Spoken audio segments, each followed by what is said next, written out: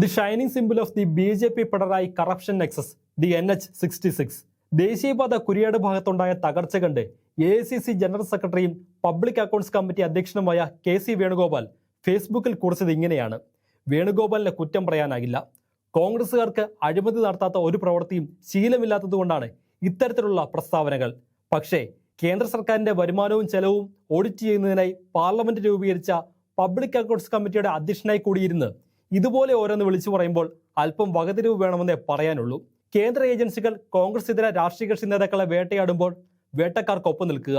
കോൺഗ്രസ് നേതാക്കൾക്കെതിരെ അന്വേഷണമായാൽ ഉടൻ രോഷം കൊള്ളുകയും ചെയ്യുന്ന വേണുഗോപാലിനും അദ്ദേഹത്തിന്റെ പാർട്ടിക്കും എന്ത് വകതിരിവ് എന്ന് ചോദിക്കരുത്.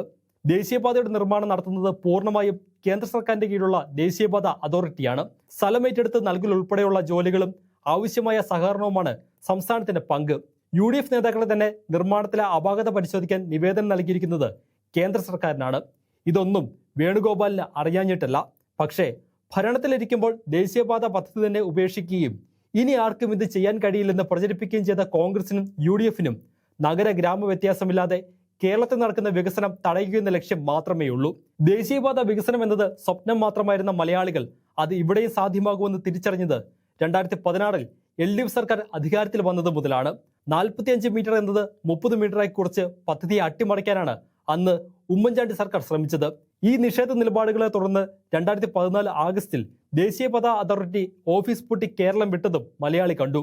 ഒരു കാരണവുമില്ലാതെ UDF സർക്കാർ വരുത്തിവെച്ച കാലതാമസം കാരണമാണ് മറ്റൊരു സംസ്ഥാനത്തും ഇല്ലാത്ത വിധം ഭൂമി ഏറ്റെടുക്കലിന്റെ 25% തുക കേരളത്തിന് പങ്കിടേണ്ടി വന്നത്. ഈ ഇനത്തിൽ 5580 കോടി രൂപയാണ് സംസ്ഥാനം ദേശീയപാത അതോറിറ്റിക്ക് നൽകിയത്. സാമ്പത്തിക പദ്ധതി വന്നിട്ടും ദേശീയപാത വികസനത്തിലുള്ള ഭൂമി ഏറ്റെടുക്കൽ നടപടിയുമായി LDF സർക്കാർ മുന്നോട്ട് പോയി. എന്നാൽ അവിടെയും വികസനം മുടക്കികളാകാനാണ് വേണുഗോപാലിന്റെ കോൺഗ്രസ് ശ്രമിച്ചത്. ഭൂമി ഏറ്റെടുക്കലിനെതിരെ മതവർഗീയ സംഘടനകളെയും കൂട്ടി കലാപത്തിന് ശ്രമിച്ചു. എന്നാൽ എല്ലാ വികസന മുടക്കികളെയും ജനങ്ങളുടെ പിന്തുണയോടെ ചേർത്ത് ദേശീയപാത വികസനം അതിന്റെ പൂർണ്ണതയിലേക്ക് എത്തിക്കുകയാണ് LDF സർക്കാർ. NH-66 അടക്കം LDF സർക്കാർ നടപ്പാക്കുമെന്ന് പ്രഖ്യാപിച്ച വൻകിട പദ്ധതികളെല്ലാം പറഞ്ഞ സമയത്ത് പൂർത്തീകരണത്തിലേക്ക് എത്തുന്നുവെന്ന് കണ്ടതിനാലാണ് വേണുഗോപാലിന്റെയും UDFന്റെയും ഈ വെപ്രാളമൊക്കെ.